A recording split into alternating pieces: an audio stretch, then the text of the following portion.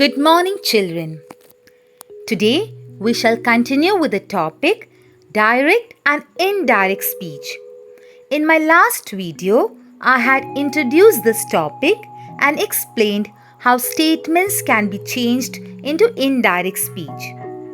Those who have not seen that video can watch the same. The link of that video is shared in the description box. So let's continue with the same topic. Before we look into the rules, first of all, let's understand what is meant by interrogative sentences. Well, interrogative sentences are those sentences where we may ask a question. Basically, there are two ways of asking questions. The first one, wherein when we ask a question, the response will be in yes or no. For example, if I ask you, do you have a car? You may either tell me, yes, I have a car, or you may tell me, no, I don't have a car. So such type of questions will get a response in either yes or no. The second type of questions are those questions which are formed with WH words like what, when, where, why, whom, whose, how, and so on. In such questions, you give a reply in detail. For example, when I ask you, when does your exam begin? You may not tell me yes or no. You'll give me a definite reply. So based on the responses, we can say that there are two types of questions. The first one, wherein you may respond by saying either yes or no. And the second type of questions where you give an exact reply. So children, when we change a yes or no type question into indirect speech, we use if or whether after the reporting verb. Here I would like to pinpoint the spelling of whether. If you write the spelling WEATHER, this weather refers to climatic conditions. But the weather that we use in interrogative sentences in indirect speech is a subordinating conjunction and its spelling is WHETHER. So kindly don't confuse between these two words. Now, when we were changing statements, assertive sentences into indirect speech, we use the reporting verbs like said, told. However, when we are changing an interrogative sentence, the reporting verbs also change. Here we would use reporting verbs like asked, questioned, inquired, etc. But you should keep in mind not to use that after the reporting verb. That means you should not write he asked that, she questioned that. They are totally incorrect. We don't use that after the reporting verb related to interrogative sentences. So, when we change a yes or no type question into indirect speech, we use if or whether after the reporting verb.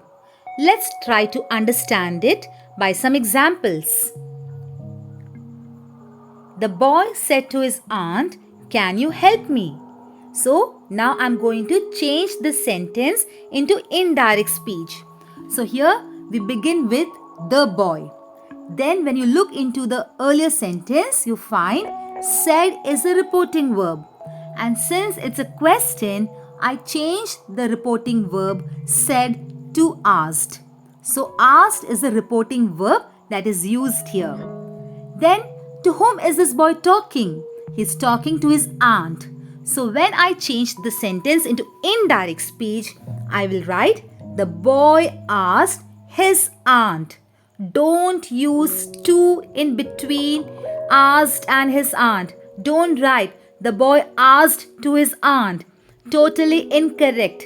The correct form is the boy asked his aunt. Now we come to the main part. Just now I told you, yes or no type of question, we have to use either if or whether. So let me use if here. Don't use both if and whether together. Okay, either one of them. So the boy asked his aunt if. Now comes the important thing.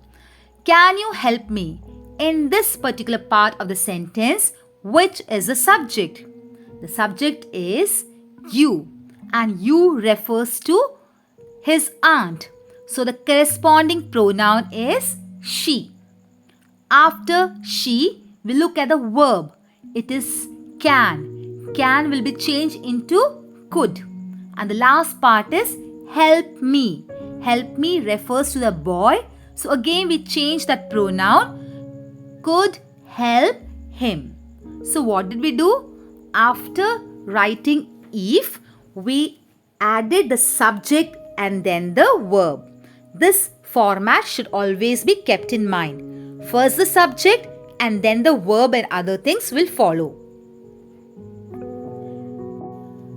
Now let's look at some more variations of the yes or no type of questions. If the question begins with do, it suggests that it is in present tense. In such a case, we have to change the main verb into past tense and remove the verb do or does, which is in present tense. Let's understand it with some examples. Ravi asked, "Do you like coffee?" So it's a question. The reporting verb is already asked. Hence, there is no need to change it. So we begin the answer with Ravi asked, followed by if or whether, since it is a yes or no type of question. Then we look at the subject, you. You refers to a person. It could be either a male or a female. So we use a corresponding pronoun, he or she. Then the verb. Now there are two verbs, do, like. As per the rule, we omit do and change the main verb like into past tense. So it becomes liked. And then the remaining part of the sentence. So now our answer is, Ravi asked whether he liked coffee. Another example. Tina said, "Do you know me?" It's a question. So first of all, we have to change the reporting verb from said to asked. Then we may either use if or whether, followed by the subject. Here the subject is you. Again, you may refer to a male or a female. So let's imagine or let's think that it's a male person. So we use the corresponding pronoun, that is he. Then the verbs do, know. According to the rules, we omit do and change the verb know into its past tense. So it becomes knew. And me, the last word, it refers to Tina, and hence the pronoun will become her. So the final answer is, Tina asked if he knew her. So what if the verb that is used in the sentence is past, as in did? In such cases, we will change the main verb into past perfect tense and omit the verb did. Here are some examples. Rishi said, "Did you like this movie?"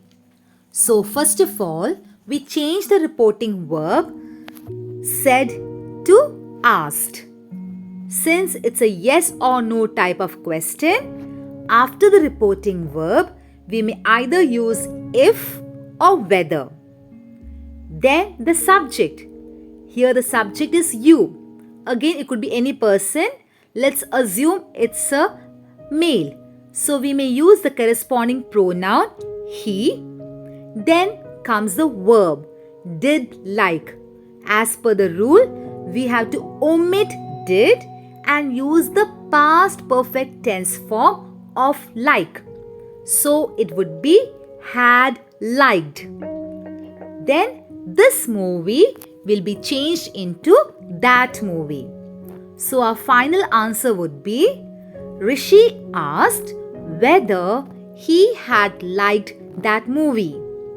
If Rishi is asking a female, in that case, instead of the pronoun he, it would be she. Another example. The teacher asked Riya, did you do the homework now? So we begin it with the teacher asked Riya, then the conjunction if or whether, followed by the subject. Here the subject is you, which refers to Riya. So we change it into its corresponding pronoun form, that is she. Then the verb did do, we omit did and use the past perfect tense of do, which is had done, followed by the homework, and then the adverb now will be changed into then.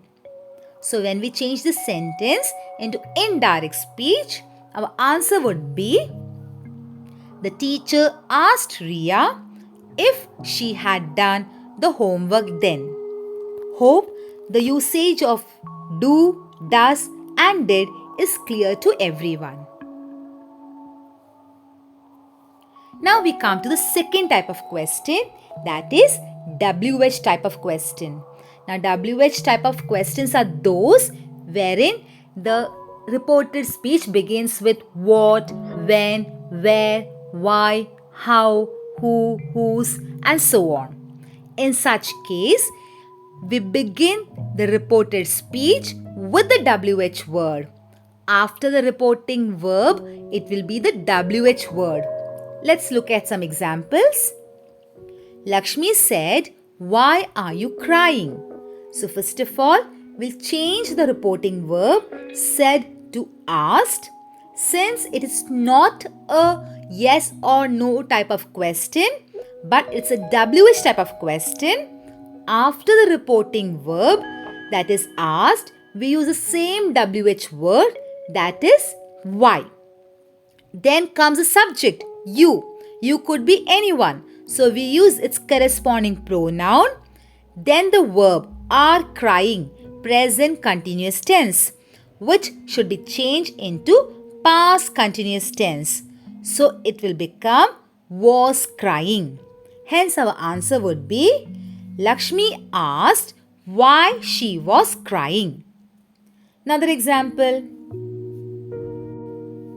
So remember children, when we have WH questions, first we change the reporting verb, then the WH question word will come followed by the subject and the verb. Let's look at some more examples. Rajesh said to Shyam, where is your house? As in earlier examples, we begin by changing the reporting verb since a question is being asked. So said will be changed into asked. After asked, we won't use the preposition to, but directly we'll write Shyam. Rajesh asked Shyam. And what is the question? Where is your house? So something about the place may be mentioned. Hence it is not a yes or no type of question. So after Shyam, we use the same WH word, that is where. Then comes the subject of this part. It is your house, which will be changed into his house since we are talking to Shyam. And then the verb is, which will be changed into past tense was. So our answer would be Rajesh asked Shyam where his house was. It is often seen that many children, while changing such type of questions into indirect speech, they don't use the subject and the verb format. They directly change it as Rajesh asked Shyam where was his house. This is incorrect. Another example. Ram asked, how are you? So, first the reporting verb, then the WH word, then the subject, and then the verb. So, our answer would be Ram asked how he was. If he is asking a girl, it would be how she was. The teacher asked the students, whose book is this? Again, the same format. After the reporting verb, the students, then the WH word, then the subject, and then the verb. So our answer would be, the teacher asked the students whose book that was. Don't write whose book was that. It's incorrect. The correct answer is, the teacher asked the students whose book that was. I hope everyone has been able to follow this. So now it's time to recap what we have studied today. In today's session, we have studied how to change interrogative sentences into indirect speech. If it is a yes or no type of question, we have to use if or whether followed by the subject and the verb. Whereas if it's a WH type of question, we have to use the WH word followed by the subject and the verb. In all the interrogative sentences, the reporting verbs will change. It will be either asked, questioned, or inquired. I hope everyone has been able to follow this part. In my next video, we shall look how to change imperative sentences into indirect speech. So keep watching. Thank you one and all.